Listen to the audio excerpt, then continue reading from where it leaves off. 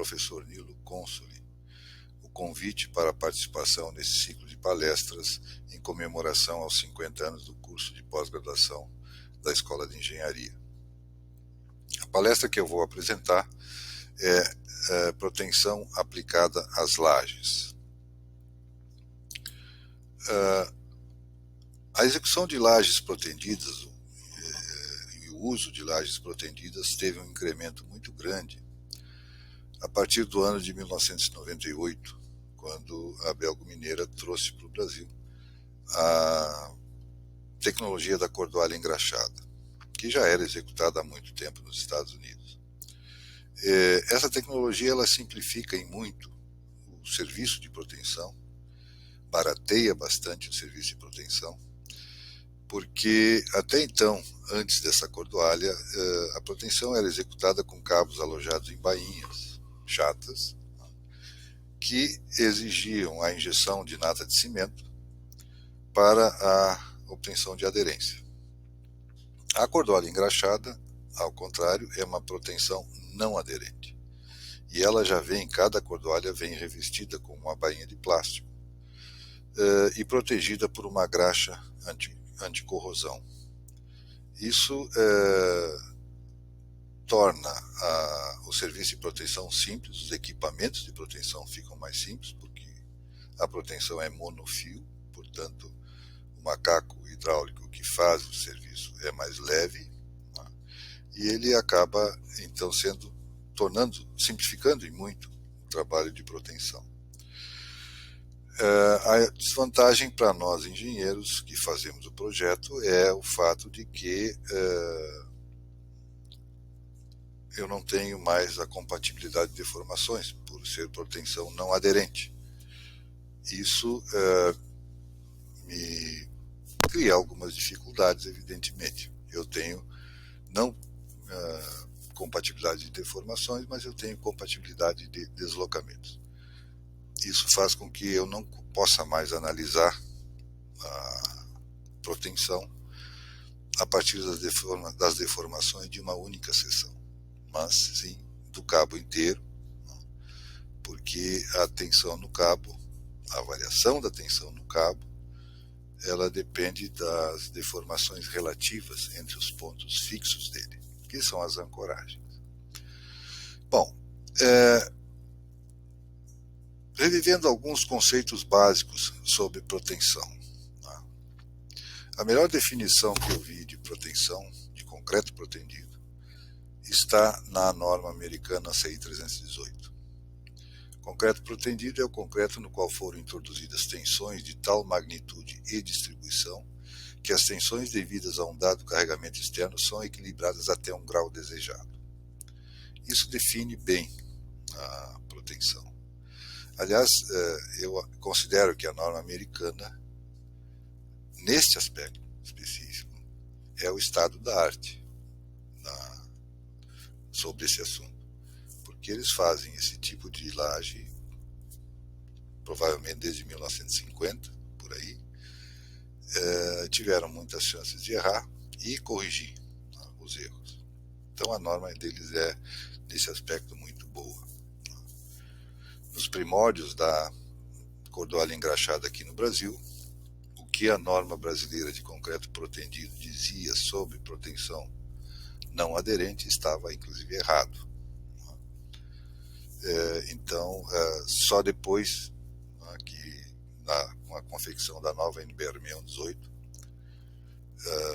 é que isso foi melhorado e foi corrigido. Eu tenho duas referências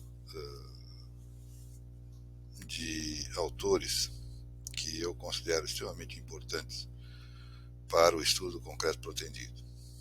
Um deles é o T.Y. Lin e o outro é o Amin Ghali. Ambos publicaram livros extremamente importantes versando sobre o assunto concreto protendido. O T.Y. Lin fala que a gente pode encarar o concreto protendido de três formas diferentes. Primeiro, considerar o concreto como material elástico linear. que facilita muito o cálculo de tensões e deformações, já que os materiais obedecem à lei de Hooke, que é uma lei simples. Como a validade disso é garantida pelo fato de que a gente está trabalhando no trecho inicial do diagrama tensão-deformação, que é muito sensivelmente parecido com uma reta. Segunda consideração é que considerar o elemento protendido como um elemento de concreto armado. Esse conceito é utilizado nas verificações de estado limite último, de capacidade resistente. E ele quer dizer que, do ponto de vista da capacidade resistente, um elemento de concreto armado e um de concreto protendido são exatamente a mesma coisa. Significa que a protensão ela não aumenta a resistência, ela melhora desempenho, tá? E pode inclusive alterar comportamento estrutural, mas não aumenta a capacidade resistente dos elementos. Esse é um conceito importante. E a terceira forma de se encarar é a protensão como uma carga. É um carregamento que eu aplico à estrutura, com a vantagem de que é um carregamento que eu controlo em intensidade e sentido de atuação. Assim eu posso fazer com que esse carregamento atue contra os outros carregamentos externos, utilizando o concreto como meio. Então esse é um aspecto importante também, porque é uma forma que vai ser usada depois, e é usada hoje nos processos de cálculo, a protensão como um carregamento equivalente. A partir do momento em que eu determino esse carregamento, eu posso esquecer a existência do cabo. Eu vou determinar o carregamento a partir da existência do cabo e da sua geometria, mas a partir desse momento eu posso esquecer a existência do cabo. Então, protensão em lajes. Normalmente a protensão ela é estudada sobre elementos lineares, tá? Porque são mais simples. E os conceitos básicos de protensão se aplicam tanto a elementos lineares quanto a elementos mais complexos, como as lajes. Então, especialmente nos primórdios, quando ainda não estavam disponíveis os computadores e os softwares mais sofisticados, teve que se encontrar métodos de cálculo que permitissem de forma simples calcular as lajes e projetar as armaduras e projetar as lajes. O primeiro método que se pensou, evidentemente, foi o método das faixas, ou seja, dividir a laje em faixas em duas direções principais e calcular essas faixas ou como vigas contínuas ou como pórticos planos, utilizando, por exemplo, o processo dos deslocamentos ou método das forças, o que fosse. São métodos que permitem o cálculo desse tipo de estrutura. O que se notou é que a resposta dada por um pórtico plano, por exemplo, calculada pelo método dos deslocamentos, qualquer método de Cross, método de Canny, desses métodos iterativos, a resposta não era muito boa porque os momentos negativos calculados eram maiores do que os efetivamente medidos na obra, e os positivos eram menores do que os medidos. Qualquer um desses métodos de cálculo pressupõe que a rigidez de um nó ela é formada pela soma das rigidezes plenas de todos os elementos que concorrem nesse nó. O que acontece quando eu tenho uma faixa de laje? Às vezes eu tenho faixa de laje com 8 metros de largura, apoiadas num pilar de 50 por 50. A menor parte da laje está apoiada no pilar, diretamente. Então a rigidez da laje não está corretamente transmitida para aquele nó específico.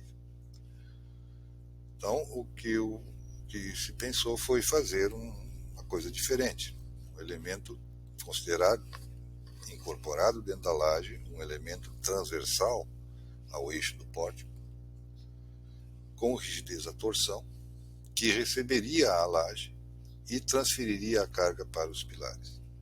É mais ou menos como dizer, bom, entre o pilar e a laje tem uma junta. E ela não se apoia no pilar, ela se apoia nesse elemento rígido à torção. Isso alterou bastante a rigidez do nó. Com essa alteração, os momentos negativos diminuíram um pouco, os positivos aumentaram e ficaram um pouco mais próximos da realidade. Então, daí surgiu o chamado método do pórtico equivalente, que até hoje é utilizado.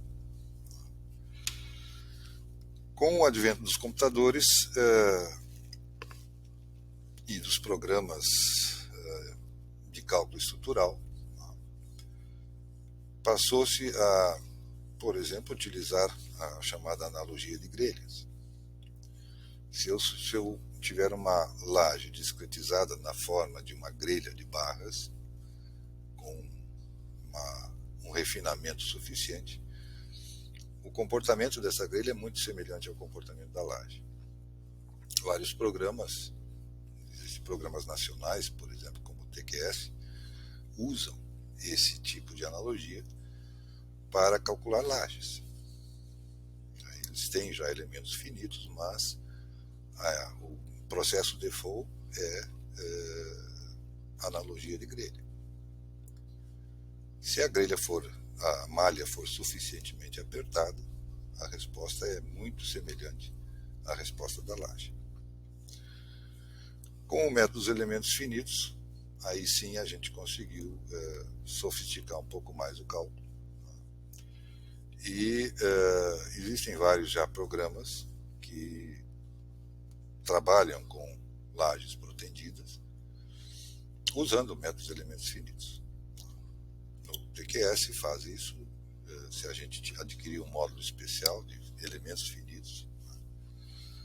Mas programas estrangeiros como o AdaptFloor, como o SAFE da CSI, fazem um projeto da laje protendida com base em elementos finitos.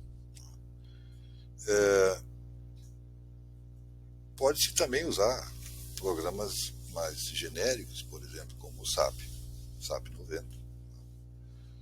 Ele é um programa generalista, não é customizado para a proteção, mas ele pode ser usado.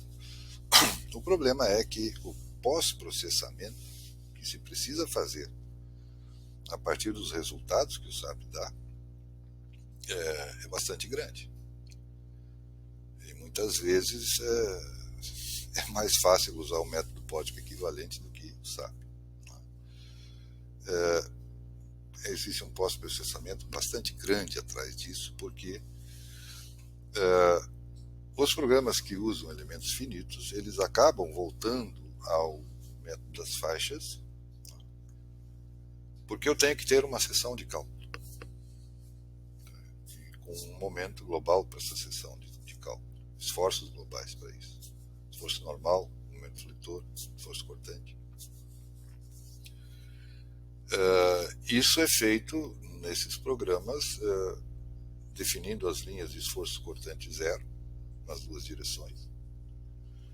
Isso define a faixa, define a largura da faixa e, portanto, define a seção de cálculo.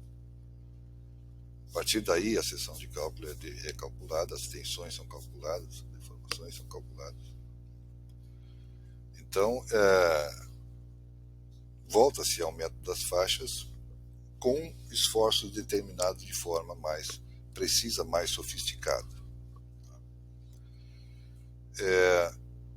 Obviamente, para um programa como o SAP, eu falo muito dele porque é um programa que eu conheço bastante, é bastante complexo o trabalho, porque no caso das lajes protegidas, os elementos protegidos em geral, o hiperestático de proteção precisa ser separado. Ou seja, eu tenho que saber o valor do hiperestático de proteção. E o resultado que o programa me dá é o momento total. inclui o isostático e o hiperestático. Num programa, num elemento linear, é fácil separá-los, porque a gente sabe que num elemento isostático a protensão não produz reações de apoio. E nos elementos hiperestáticos as reações de apoio existem, mas a soma delas é zero. Tem que ser porque a protensão é um carregamento autoequilibrado. Assim, separar num projeto de laje, num cálculo de uma laje, separar o hiperestático não é um processo tão simples. Tá?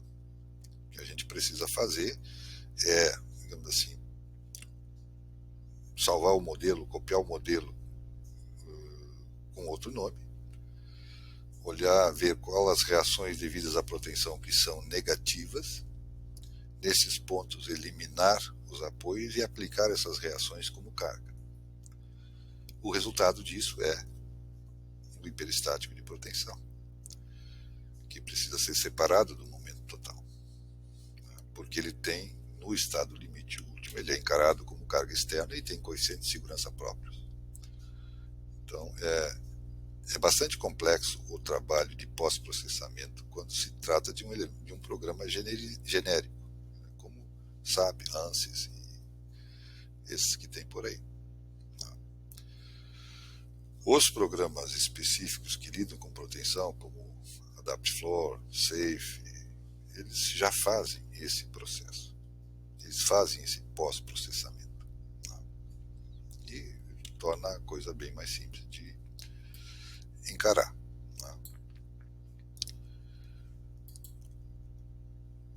Método balanceamento de cargas. Esse método simplificou em muito o trabalho de cálculo, porque eu transformo a protensão num carregamento equivalente.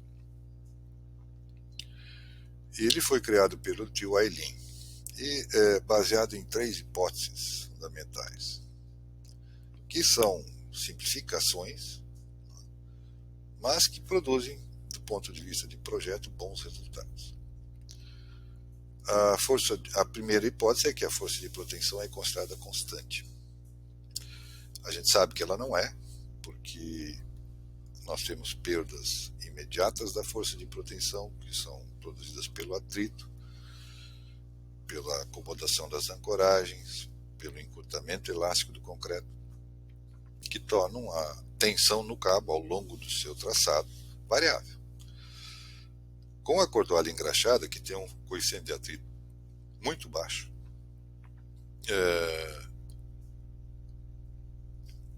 o uso da média, da força média, está muito próximo da realidade. Então, se pode usar essa hipótese pegando o valor médio após as perdas imediatas e para os estados finais após as perdas progressivas e totais. A segunda hipótese é que os ângulos que o cabo forma com o eixo do elemento são pequenos. É a chamada teoria dos pequenos ângulos. Então, a simplificação que se faz aí é que o cosseno do ângulo que o cabo faz com o eixo da peça é igual a 1. A partir daí também se chega à conclusão de que o seno do ângulo é igual a tangente do mesmo ângulo, o que é muito próximo da realidade para pequenos ângulos. E a terceira hipótese é que o traçado do cabo é uma parábola de segundo grau. Essa parábola de segundo grau é uma curva universalmente utilizada nos cabos de proteção, porque na maior parte dos diagramas de momento fletor de carregamentos externos também são parábolas de segundo grau. Aí eu quero de preferência opor um diagrama com a mesma característica geométrica. Então, com essas hipóteses, eu fiz aqui um pequeno resumo do método, o carregamento equivalente. Eu tenho aqui meia parábola, força constante, eu tenho a força P na cabeceira, a força P no meio, no centro. No centro ela tem uma excentricidade tem uma flecha da parábola, mais uma excentricidade inicial, que é a excentricidade ali no meio. Numa abscissa X qualquer, eu tenho aqui o momento, devido à proteção, é menos a força de proteção vezes a excentricidade neste ponto.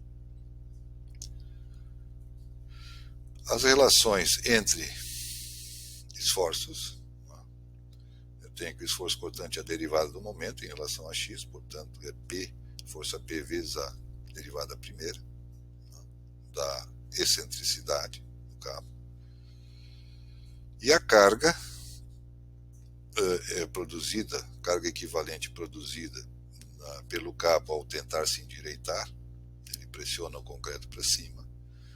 Esta carga é menos a derivada do esforço cortante em relação a x, ou seja, P vezes a derivada segunda da excentricidade. A equação da parábola, a equação da excentricidade do cabo é a parábola mais a excentricidade inicial aqui na cabeceira. Então, a excentricidade do cabo é descrita por esta equação aqui. Derivada primeira, derivada segunda é uma constante.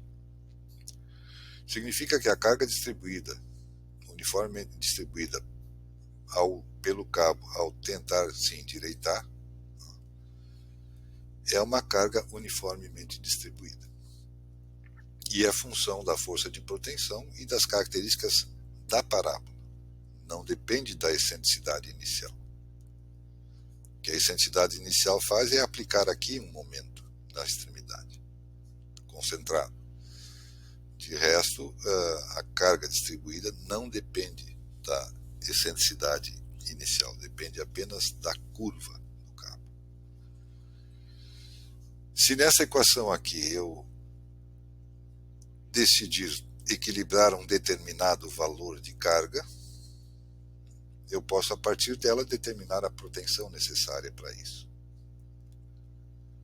Então, eu isolando aqui a proteção, eu substituindo a carga por um valor que eu quero equilibrar, eu tenho a força de proteção necessária. Critérios para a determinação desta carga a equilibrar. Normalmente, a norma brasileira nos exige a colocação de uma malha de armadura passiva em toda a área da laje. Pelo critério de armadura mínima, a gente pode calcular essa armadura mínima e saber que parcela de carga ela é capaz de dar conta. Então, a gente usa alguns critérios para, assim, definir a proteção, e o projeto em si. Um dos critérios, e é o que eu pessoalmente uso, se a carga permanente for maior ou igual a 60% da carga total, eu equilibro no mínimo a carga permanente. Se a carga permanente for menor do que 60% da carga total, eu equilibro no mínimo 60% da carga total. Esse critério tem a ver com o fato de que existem obras em que eu tenho cargas acidentais muito altas. E se eu tentar equilibrá-las com proteção, eu vou ter deformações excessivas na laje, produzidas pela proteção. Então, é um jogo de tentativa e erro até se achar a carga ideal a ser equilibrada. E a partir dela, nós determinamos a proteção que a gente precisa.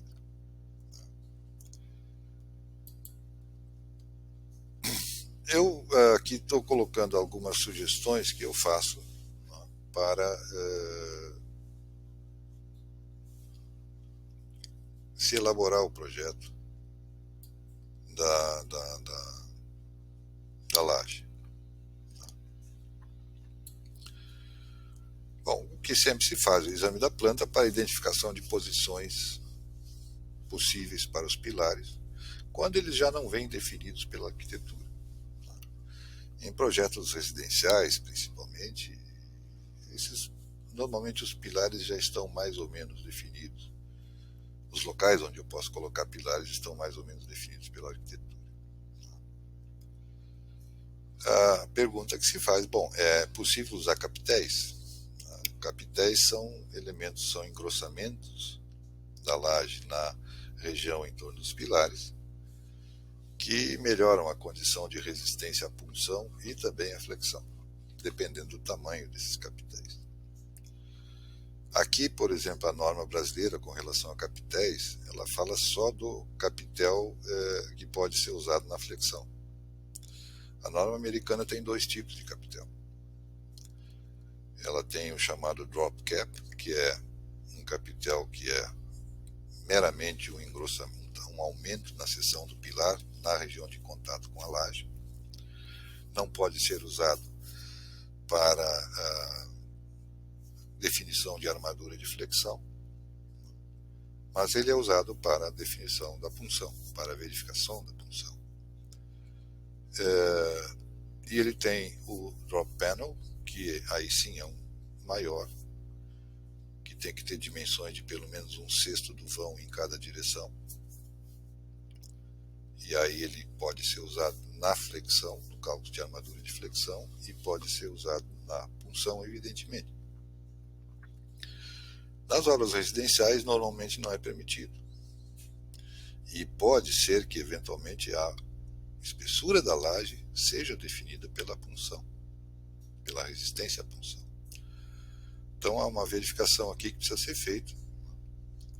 A gente faz algumas estimativas preliminares da capacidade resistente à punção e da capacidade resistente à flexão e define a altura da laje.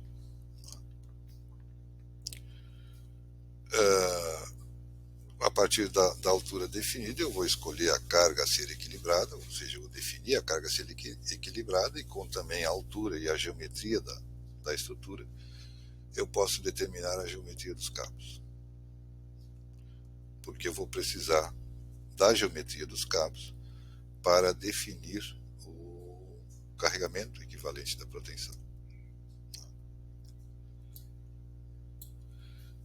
Vejam que até agora eu não falei nada sobre distribuição dos cabos.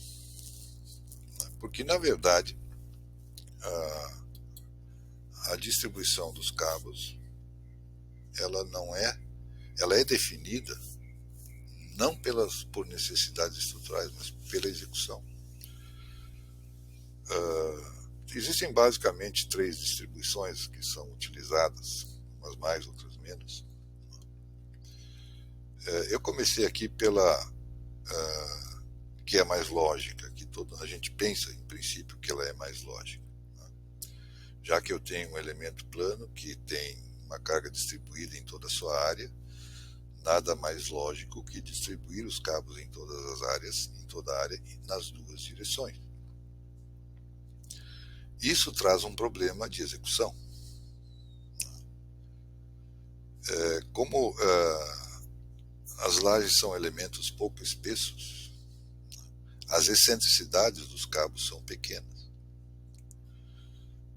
Para exemplificar, eu tenho uma laje de 20 centímetros, por exemplo, de espessura, o centro de gravidade dela está a 10 centímetros do fundo, e eu tenho que dar um cobrimento de pelo menos 35 milímetros a esse cabo. Então eu tenho uma excentricidade, a maior excentricidade possível no meio do vão da laje é de 6,5 centímetros. E olha, se eu tenho vãos meio parecidos, muito parecidos numa direção e na outra, as parábolas nas 2 direções vão definir muitos pontos de contato, muitos cruzamentos, nos quais os cabos vão estar no mesmo nível. E aí eu tenho que decidir quem é que passa por cima e quem é que passa por baixo.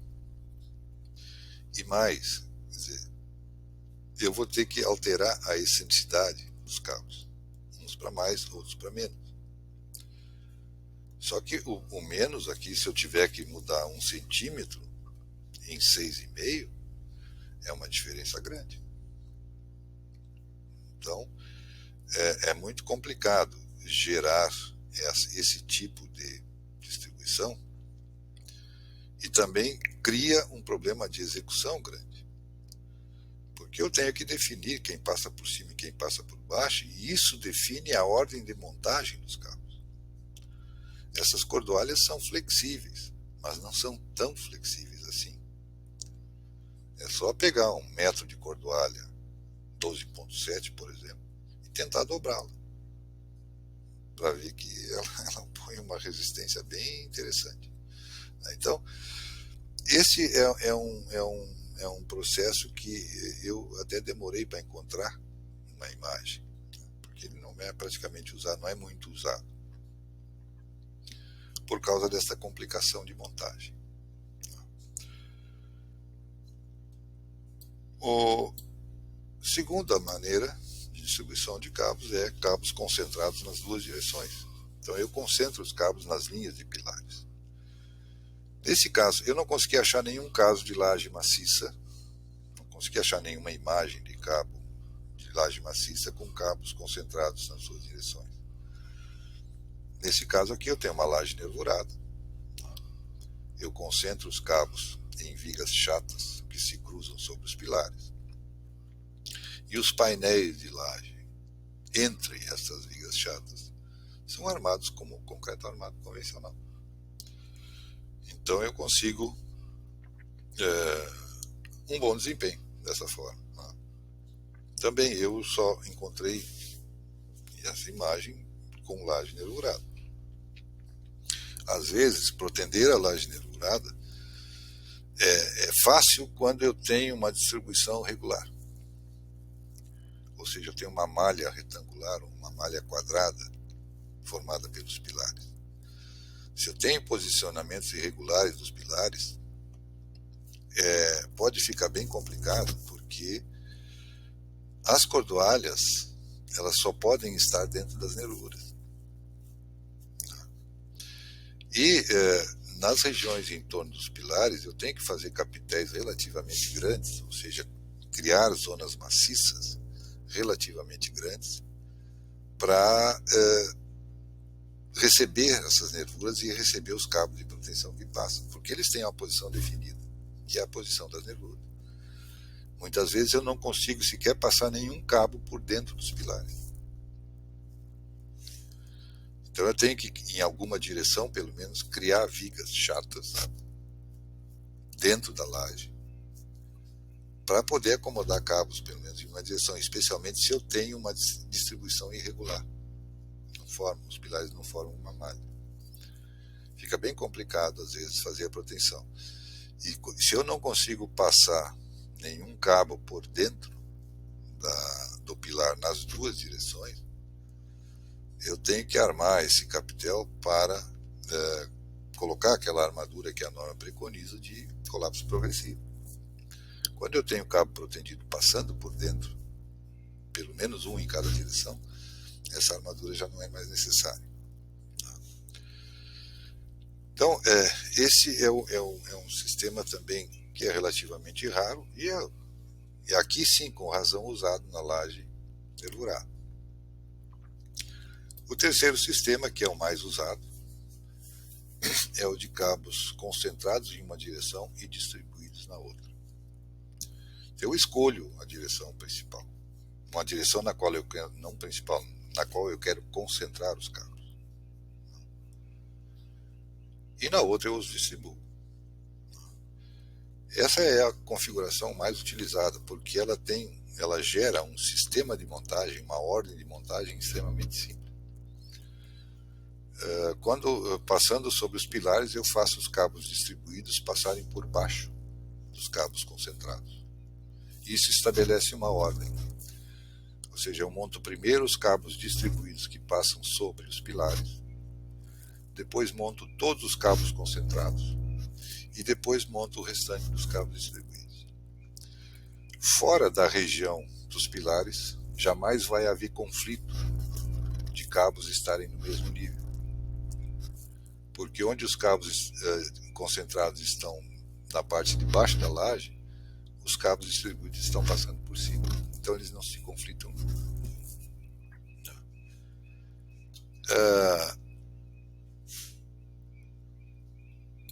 Aqui eu trouxe uma laje que foi feita quase na esquina da Nilo Peçanha com a Carlos Gomes, que agora é uma loja de automóveis. Essa laje eu quis mostrar para mostrar outra coisa que acontece com frequência. Essa aqui também são cabos concentrados numa direção e distribuídos na outra. Mas aqui a curvatura em planta do cabo. O caminho da carga às vezes me força a mudar a direção dos cabos na planta. Eu não tenho cabos retos em planta. Aqui os cabos têm uma dupla curvatura. Eles têm uma curvatura em planta e uma curvatura na vertical. Por quê? Porque os apoios, os pontos rígidos, que servem de apoio numa das extremidades da laje, aqui tem uma parede de concreto, na divisa do terreno tem uma outra parede de concreto, e lá na outra extremidade tem um posto elevador. E o caminho da carga passa por esses pontos. Então, uma linha de cabos concentrados é colocada unindo esses pontos.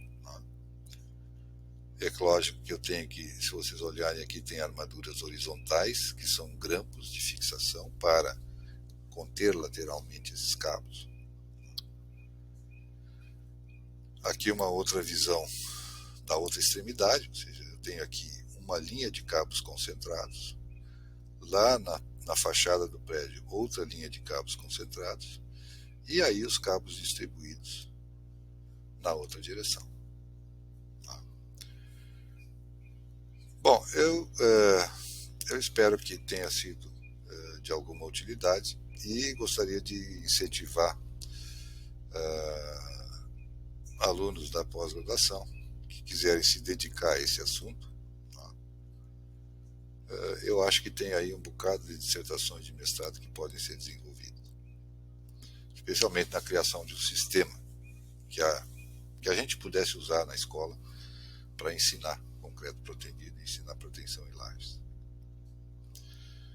Mais uma vez eu agradeço a todos pela participação e agradeço mais uma vez ao curso de pós-graduação pelo convite. Eu me sinto muito honrado. Muito obrigado. Uma boa tarde a todos.